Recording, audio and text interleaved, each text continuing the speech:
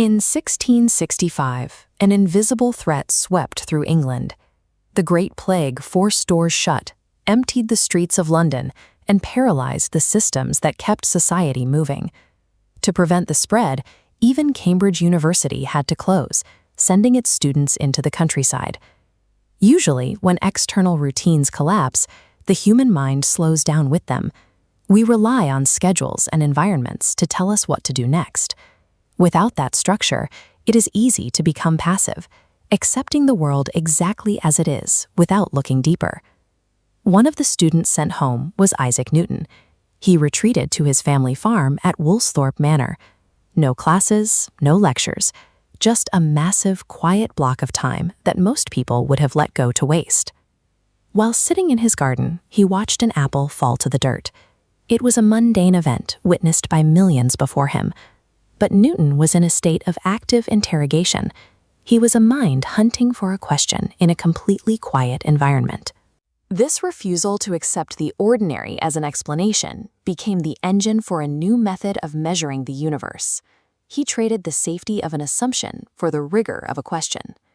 When the apple hit the ground, Newton isolated a specific anomaly. He didn't ask why it moved. He asked why it moved strictly downward, instead of sideways or upward toward the sky. This led to an exhausting process of writing, crossing out, pacing, and failing. This is the unglamorous reality of discovery, a cycle of mental effort where answers don't come easily and where most people eventually give up. Eventually, he pushed his thinking further. He hypothesized that if an apple is pulled toward the Earth, that invisible tether might reach further into space. He began to wonder if it reaches all the way to the moon. By bridging the gap between his garden and the stars, he proved the entire universe operates on a single rule: gravity. This discovery of a universal law was the direct reward for enduring the lonely, frustrating loop of continuous questioning. Newton then applied that same scrutiny to another unquestioned assumption. At the time, it was common knowledge that daylight was inherently pure and white.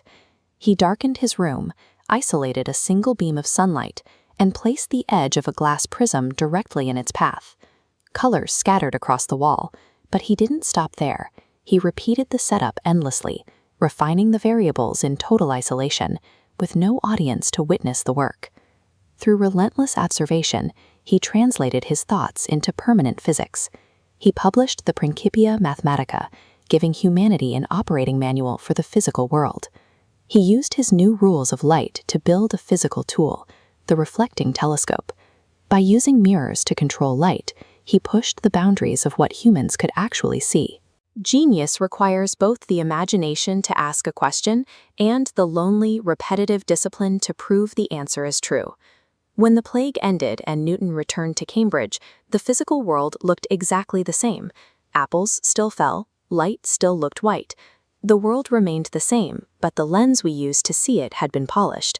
We finally had a language to describe the invisible rules that had always been in operation. Newton didn't have access to magical knowledge. He saw the same objects as everyone else.